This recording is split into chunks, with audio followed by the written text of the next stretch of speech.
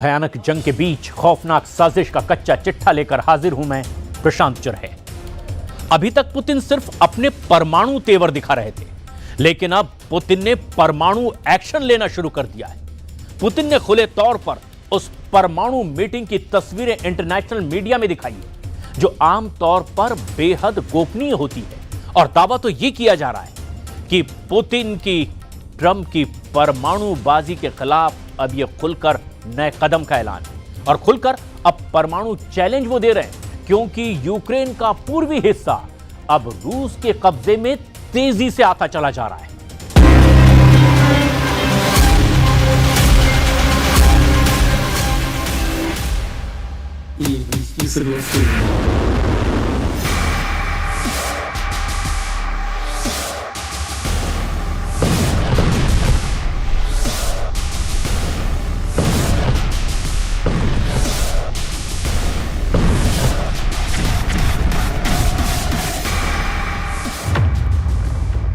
Putin का खुला परमाणु चैलेंज, पलट दी ट्रंप की परमाणुबाजी। 1352 दिन से ज्यादा की रूस यूक्रेन जंग अब सीधे सीधे परमाणु युद्ध में तब्दील होती जा रही है। हैरानी की बात तो यह है कि जब से ट्रंप ने ऐलान किया है कि अमेरिका 33 साल बाद बहुत बड़ा परमाणु अभ्यास करने जा रहा है, उसके बाद से पुतिन के परमाणु तेवरों ने अमेरिका, नेटो और यूरोप के होश उड़ा दिए हैं। इस वक्त पुतिन और उनकी रूसी सेना ने दो मोर्चों पर बाजियां पलटने की कोशिश शुरू कर दी है। पहली है पूर्वी यूक्रेन के डोनेत्स्क के पोक्रोवस्क में, जहां रूसी सेना ने यूक्रेनी सेना को चारों तरफ से घेर लिया है। या यूं कहें कि अब किसी भी वक्त पोक्रोवस्क में यूक्रेनी सैनिक रूसी सेना के सामने सरेंडर कर सकते हैं। इधर दूसरी तरफ राष्ट्रपति पुतिन ने अपनी सेना के चीफ, रक्षा मंत्री और परमाणु फोर्स के कमांडरों और वरिष्ठ अधिकारियों के साथ मीटिंग में खुलेआम ऐलान कर दिया है कि अगर अमेरिका परमाणु अभ्यास करता है तो रूस उससे भी बड़े स्तर पर एटमी अभ्यास करेगा। और इसको लेकर पुतिन ने अपनी परमाणु फोर्स को परमाणु तैयारी बेहद तेज करने के साफ निर्देश दे दिए हैं। पुतिन के इन परमाणु तेवरों की वजह से ट्रंप की बोलती बंद हो गई है, जबकि नेटो के चीफ मार्क रूटे ने रूस और राष्ट्रपति पुतिन को नेटो और यूरोप के लिए कभी भी खत्म न होने वाला खतरा बना दिया है। हम आपको अब ये दिखाने जा रहे हैं कि कैसे पुतिन ने जमीन पर यूक्रेन, अमेरिका और नेटो को चारों खाने चित कर दिया है, जबकि दूसरी तरफ अपने परमाणु हथियारों से अमेरिका और यूरोप को खुला परमाणु युद्ध का चैलेंज भी दे दिया है। पुतिन ने पलटी परमाणुबाजी।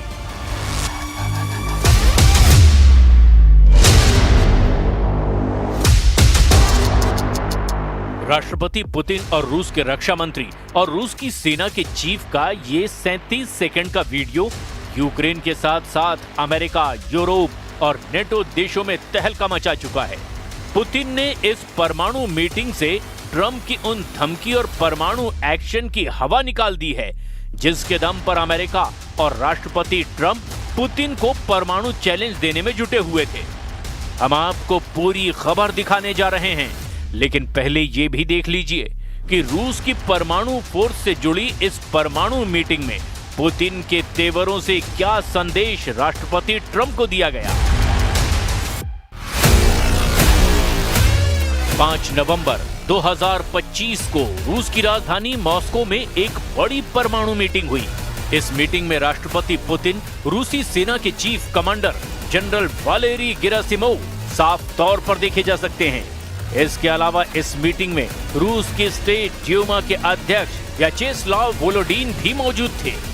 पुतिन यहां रूसी रक्षा मंत्री बेलोसोव के साथ सीधे परमाणु परीक्षणों को लेकर के जानकारी ले रहे हैं, जबकि रूसी सेना के चीफ वालेरी गेरासिमोव ट्रंप के परमाणु अभ्यास के ऐलान से जुड़ी जानकारी पुतिन से शेयर कर रहे हैं। वहीं पुतिन मीटिंग में सभी की बात सुनने के बाद एक लाइन में कहते हैं, मैं आप सभी को परमाणु परीक्षण का स्पष्ट निर्देश देता हूं। अगर अमेरिका परमाणु अभ्यास शुरू करता है तो हम आपको बता दें कि राष्ट्रपति डोनाल्ड ट्रंप के बाद अब रूसी राष्ट्रपति व्लादिमीर पुतिन ने भी परमाणु परीक्षण को लेकर बड़ा ऐलान किया है। उन्होंने रूसी अधिकारियों को आदेश दिया है कि वो परमाणु परीक्षण करने संबंधी योजनाओं को तैयार करें और उनके सामने उसे पेश करें। पुतिन ने कहा कि अगर दूसरे देश परीक्षण करते हैं तो रूस पीछे नहीं रहेगा। Действия однозначно свидетельствуют об активном наращивании Вашингтоном стратегических наступательных вооружений. Ну, во-первых, Белый дом последовательно вышел из действующих многие годы договоров. Поручаю Министерству иностранных дел, Министерству обороны Российской Федерации, специальным службам и гражданским ведомствам, соответствующим гражданским ведомствам, сделать все для того, чтобы собрать дополнительную информацию по этому вопросу, провести ее анализ на площадке Совета Безопасности. रूस ने उतारी परमाणु फोर्स, जंग को मजबूर हुए ट्रंप।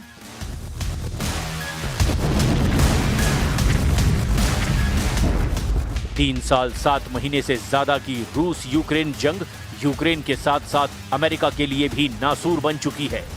जोरदार परमाणु युद्ध की तैयारियां रूस की तरफ से शुरू हो चुकी हैं। भारी ट्रकों पर लदी रूस की परमाणु मिसाइलें उस ठिकाने पर पहुंच चुकी हैं जहां से वो दुश्मनों पर हमला करेगा। रूस की परमाणु फोर्स के नए वीडियो में रूस की परमाणु शक्ति का छोटा सा ट्रेलर दिखाने की भी कोशिश की गई है।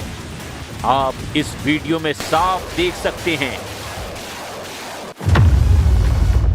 कि पोक्रोवस्क में यूक्रेन का सरेंडर, पूरब में पुतिन की बड़ी जीत। यूक्रेन के खिलाफ रूस ने इस वक्त दो तरफ से भयंकर मोर्चे खोल रखे हैं और दावा किया जा रहा है कि रूस ने जहां एक तरफ यूक्रेन की राजधानी कीव पर भीषण हमले शुरू कर रखे हैं, वहीं पूर्वी यूक्रेन के डॉनबॉस इलाके पर इतने तेज और तीखे भीषण हमले किए गए कि कई पूर्वी शहरों में यूक्रेनी सेना चारों खाने घिरती दिखाई दे रही है। सबसे हैरानी की बात तो यह है कि यूक्रेन के राष्ट्रपति ने भी माना कि हमारी सेना को पूर्वी यूक्रेन के पोक्रोवस्क शहर पर काफी भीषण जंग का सामना करना पड़ रहा है। लेकिन यहां पर देखने वाली बात यह है कि रूस ने 10,000 यूक्रेनी सैनिकों को घेरने का दावा किया है, जिसमें यूक्रेनी सेना की स्पेशल यूनिट भी शामिल है। ज़ेलेंस्की खुद पूर्वी यूक्रेन के मोर्चे पर पहुंचकर रूसी हमलों की प्रचंडता का अंदाजा लगा रहे हैं।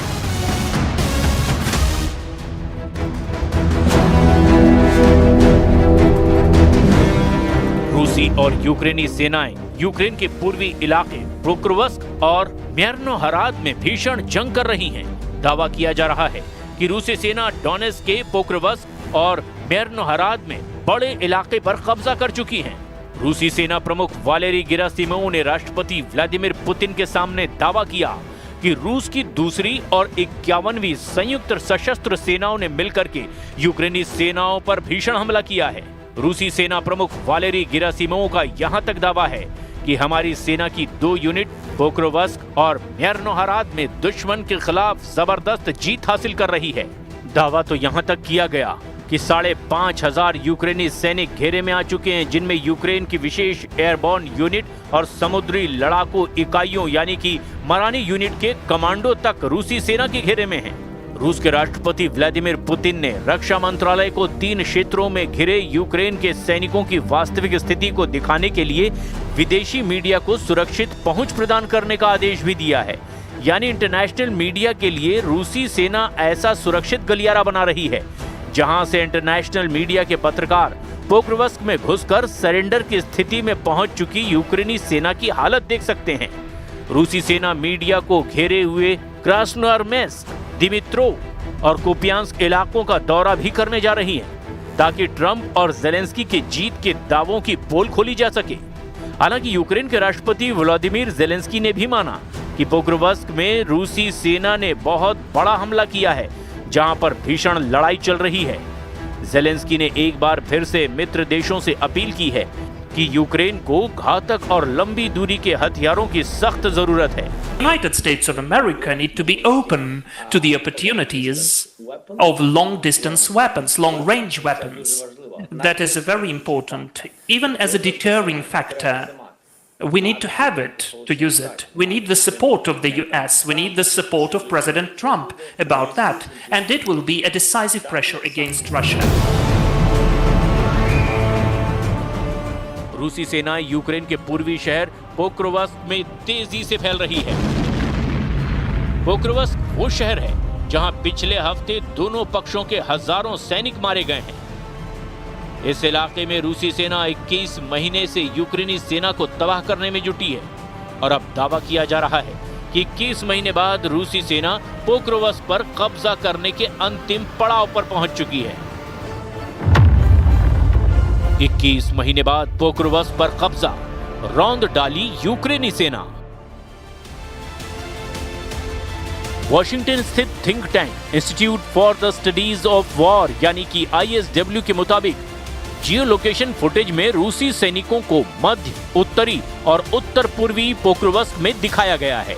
रूस डोनेस्क क्षेत्र के बाकी खाली हिस्सों पर कब्जा करने के लिए पोक्रोवस्क और पड़ोसी मरनोहरात पर पूरी तरह से कब्जा करने को जरूरी मानता है। रूस ने लगभग 2 साल पहले पूर्व में 39 किलोमीटर दूर अवदिप्का पर कब्जा जमाने के लिए इस शहर पर अपनी नजरें गड़ा दी थी। यूक्रेन शहर की सुरक्षा को रूसी जनशक्ति को कम करने और डोनेट्स्क के सबसे बड़े और सबसे मजबूत सुरक्षा वाले शहरों कोस्तियांतिनिवका, द्रुस्किवका, क्रामाटोर्स्क और स्लोवियांस्क के किले पर कब्जा करने के लिए एड़ी चोटी का जोर लगाना पड़ा है। रूसी रक्षा मंत्रालय के मुताबिक पोक्रोवस्क में यूक्रेनी सेना की रसद की सप्लाई को तबाह कर दिया गया है।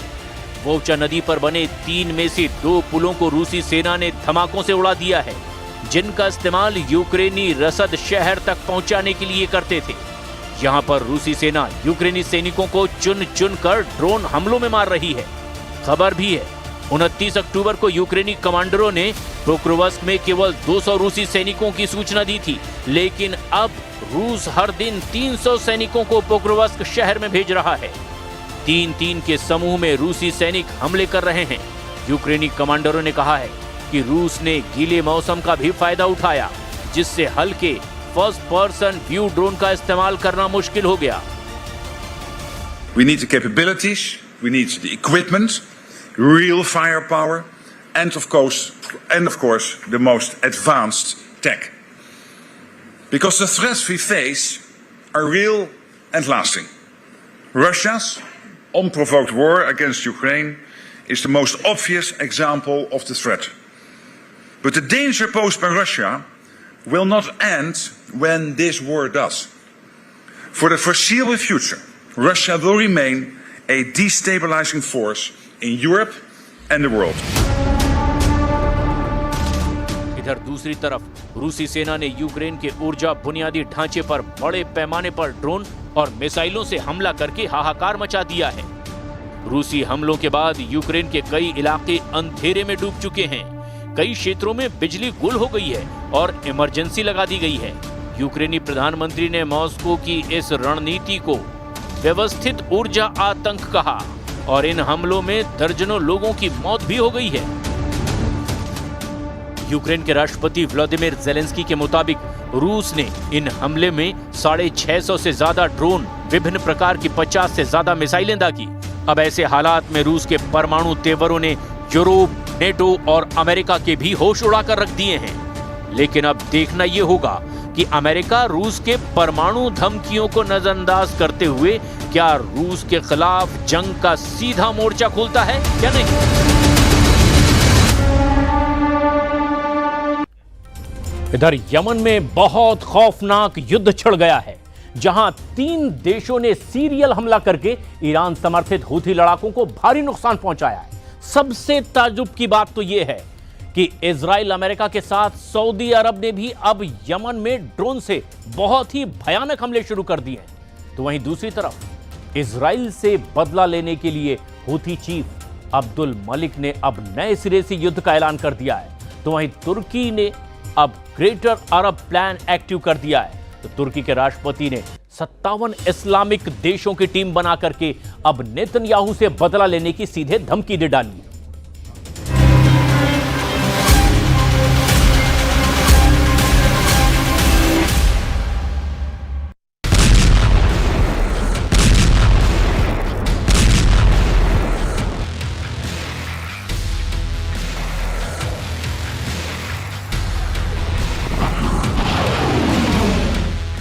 यमन में हूथी विद्रोहियों के ठिकानों पर अमेरिकी हमले हुए तेज।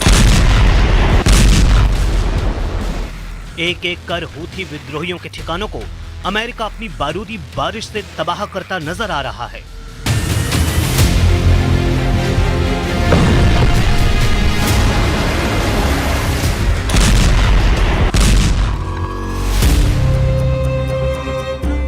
इजराइल, अमेरिका और सऊदी अरब तीनों के भयानक हमले से दहल गया यमन।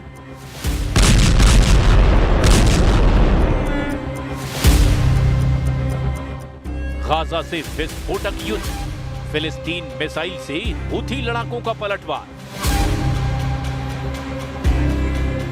लाल सागर में ट्रंप से एर्दोआन का छल, गद्दार निकला ग्रीन मार्शल।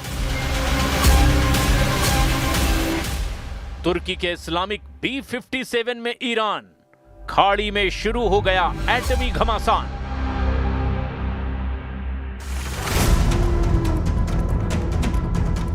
गाजा से शिफ्ट होकर यमन में विध्वंसक युद्ध शुरू हो गया है, जहां 3 ताकतवर देशों ने भीषण हमला शुरू कर दिया है। यमन की राजधानी सना पर बेहिसाब बारूद बरस रहा है। इजराइल, सऊदी अरब और सुपर पावर अमेरिका ने यमन में एक साथ तूफानी हमलों से तहलका मचा दिया है। हमले की शुरुआत इजराइल ने की है, उसके बाद सऊदी अरब ने भी यमन में मिसाइलों से धमाके किए। फिर अमेरिकी फाइटर ड्रोन ने ईरान समर्थित हूथी लड़ाकों और अलकायदा के अड्डों पर बमबारी की। यमन पर हुआ अब तक का ये सबसे भयानक हमला माना जा रहा है, जिसमें 3 देशों ने ताबड़तोड़ प्रहार से हूथी लड़ाकों को बेदम कर डाला है। हूथी फाइटर्स पर हमले के साथ ईरान की घेराबंदी शुरू हो गई है। हाल ही में ईरान के सुप्रीम लीडर अली खामनेई ने ट्रंप को यह धमकी दी है कि जो भी इजराइल का साथ देगा वो बर्बाद होगा। खामनेई की धमकी के बाद अमेरिका, इजराइल, ईरान समर्थित लड़ाका ग्रुप पर टूट पड़े हैं। असल में खामनेई ने ट्रंप को खाड़ी देशों से अमेरिकी सैन्य अड्डों को तत्काल हटाने की धमकी दी, जिससे भड़के सुपर पावर ने हमला बोल दिया। همکاری با ایران با همکاری و کمک به رژیم صهیونی ملعون سازگار نیست. رژیم ملعون صهیونی با این وضعی که در این اواخر همه دنیا دیدن، همه دنیا فهمیدن، همه دنیا محکوم کردن، آمریکا کمک میکنه، آمریکا پشتیبانی میکنه، آمریکا حمایت میکنه. با این وضع همراهی با ایران معنی نداره، قابل قبول نیست. بله इजराइल ने हूथी लड़ाकों को फिर से फोड़ना इसीलिए शुरू किया कि हूथी चीफ ने नए युद्ध का ऐलान 5 नवंबर को किया है। अब्दुल मलिक हूथी ने नेतन्याहू के खिलाफ फिर से युद्ध की घोषणा जैसे ही की, इजराइल ने मिसाइलों की बौछार शुरू कर दी। इजराइल ने हूथी पर जवाबी हमला ड्रोन और मिसाइलों से किया है। इजराइल ने यमन की राजधानी सना में हूथी सैन्य मुख्यालय और हथियार गोदाम को जला डाला है। इजराइल के हमले के बाद पूरे यमन में हाई अलर्ट है। मीडिया रिपोर्ट में 50 से ज्यादा हूथी लड़ाकों के मारे जाने और 600 के करीब लोगों के घायल होने की जानकारी दी गई है।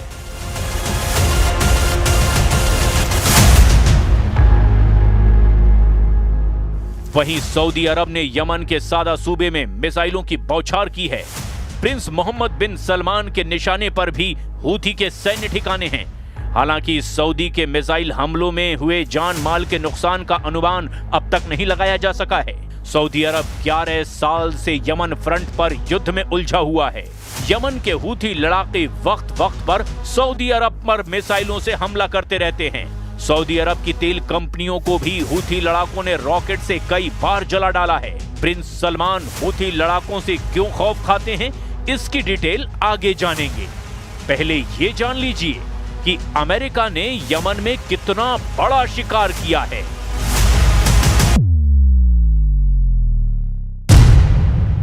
यमन मॉनिटर के मुताबिक अमेरिका ने हूथी फाइटर्स के साथ यमन में अल कायदा को लड़ाकू ड्रोन से दहला दिया है। अमेरिका के ड्रोन हमले में अल कायदा के टॉप कमांडर अबू मोहम्मद अल ज़नानी के मारे जाने का भी दावा किया गया है। हूथी और अल कायदा ने गठबंधन कर रखा है, जिससे अब दोनों ग्रुप अमेरिका के निशाने पर आ गए हैं। अमेरिका की कोशिश सऊदी अरब और ओमान जैसे हूथी के दुश्मन देशों का गठबंधन बनाकर ईरान को घेरने की है। ईरान से मोर्चा लेने के लिए यमन के जुकार आइलैंड पर सीक्रेट रनवे भी बनाया जा रहा है।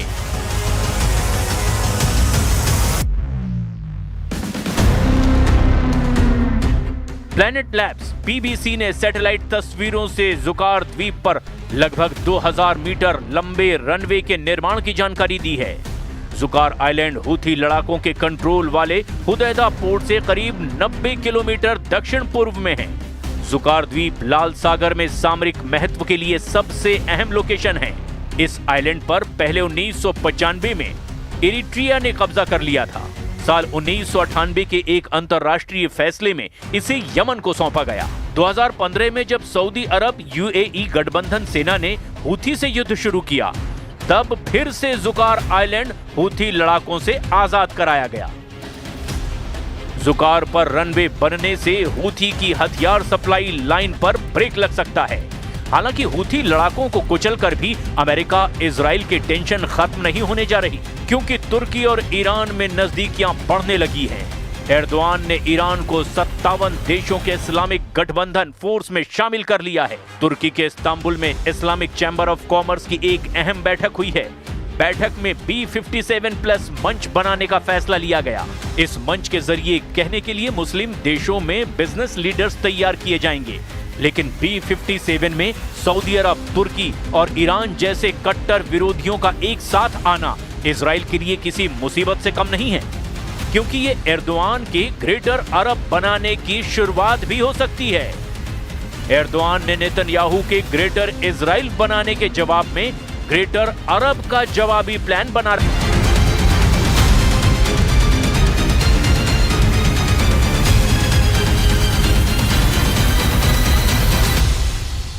नेतन्याहू के ग्रेटर इजराइल प्रोजेक्ट के कट्टर विरोधी तुर्की के राष्ट्रपति हैं। एर्दोआन ने नेतन्याहू के जवाब में अपना अलग साम्राज्य बनाने का ख्वाब भी देख रखा है। एक तरफ नेतन्याहू का ग्रेटर इजराइल प्रोजेक्ट है और दूसरी तरफ है एर्दोआन का ऑटोमन साम्राज्य का ख्वाब। और इन दोनों इंटरनेशनल साजिशों को लेकर इस वक्त 2025 की सबसे बड़ी टक्कर होती नजर आ रही है। Suriye'nin parçalanmasına hangi kisveyle olursa olsun üniter yapısının bozulmasına rıza göstermeyiz. Bu konuda bir risk görürsek gerekli adımları süratle atarız. Netanyahu ने जब पहली बार ग्रेटर इजराइल को लेकर अपने इरादे जाहिर किए, तभी पूरे तुर्की में कोहराम मचा था। सबसे ज्यादा तनाव में तुर्की के राष्ट्रपति रेजिप ताइप एर्दोआन आए थे। एर्दोआन लगातार वही वीडियो देख रहे जिसमें हेलीकॉप्टर से उतरने के बाद नेतन्याहू उस पहाड़ पर पहुंचे जिसको कहा जाता है जबल अल शेख, यानी शेख का पहाड़। सीरिया की ऊंची चोटी को इजराइल में माउंट हेरमोन कहा जाता है। सीरिया में शेख के पहाड़ पर पहुंचकर नेतन्याहू बता चुके हैं अब अपना सीरिया पर कब्जे वाला उनका प्लान क्या है। אני פה בשיח חרמון עם שר הביטחון, הרמטכ"ל, אלוף פיקוד צפון, ראש השב"כ ומפקדים בכירים. אנחנו פה בחיתוך מצב כדי להחליט על היערכות ישראל במקום החשוב הזה עד שימצא סידור אחר שמבטיח את ביטחון ישראל. एर्दोआन की बड़ी ख्वाहिश है कि अखंड तुर्की बनाया जाए, सीरिया के उन इलाकों पर कब्जा किया जाए जो ऑटोमन साम्राज्य के दौरान उनकी जद में रहे हैं। इसमें सीरिया के इदलिब, अलेप्पो, दमिश्क और रक्का जैसे शहर भी शामिल हैं, जिन पर एर्दोआन की नजरें गड़ी हुई है। ये चारों शहर इस वक्त एर्दोआन के एजेंडे में हैं और लगता है कि सीरिया के इन शहरों के लिए तुर्की अब इजराइल के खिलाफ फिलिस्तीन वाला मोर्चा भी बंद करने के लिए तैयार है। क्या एर्दोआन का ये रवैया फिलिस्तीन के सबसे बड़े समर्थक ईरान और सीरिया के बीच युद्ध करा सकता है? क्या ये युद्ध वर्ल्ड वॉर में तब्दील हो सकता है? ये सवाल बार बार अब उठने लगे हैं। तुर्की की नीयत साफ नहीं है, ये बात ईरान बहुत अच्छी तरह से जानता है। एर्दोआन अपनी पार्टी के एक सम्मेलन में ये कह चुके हैं कि पहले विश्व युद्ध के बाद अगर अलग तरीके से सीमांकन होता तो अलेप्पो, दमिश्क, इदलिब और रक्का तुर्की में होते। पहले विश्व युद्ध में ऑटोमन साम्राज्य का नक्शा देखिए। पूरा लेबनान, फिलिस्तीन, सीरिया और इराक का बड़ा हिस्सा, यहाँ तक कि पश्चिमी और पूर्वी सऊदी अरब तक ऑटोमन एम्पायर तक फैला हुआ था। इसीलिए मैप देखकर एर्दोआन की कसक रह रहकर बाहर आती है, जबकि ये नक्शा देखकर सऊदी अरब भी चौकन्ना हो गया है। Bu yıl veya bu yol tıkanır veya dinamitlenirse işte o zaman devletimizin kadife eldivene sarılı demir yumruğunu kullanmaktan da çekinmeyin.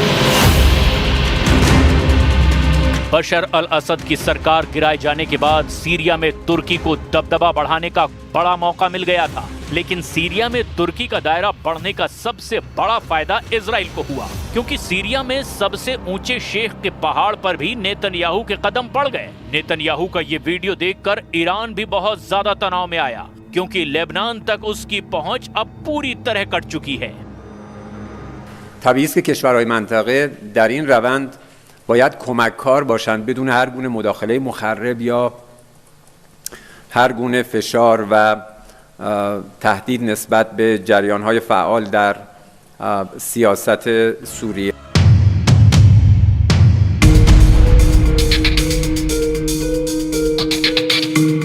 इसमें कोई शक नहीं कि शेख के पहाड़ पर पहुंचे नेतन्याहू ने एर्दोआन के प्लान की हवा निकाल दी थी। तब से तुर्की तो नेतन्याहू के ग्रेटर इजराइल के विरोध में मुखर नहीं हो पा रहा, लेकिन अब की बार अरब लीग मोर्चा संभाल रही है। जाहिर है इजराइल को अरब देशों से टकराना पड़ा तो महायुद्ध छिड़ेगा, जिसमें महाशक्तियां भी अपनी अपनी ताकत आजमाएंगी।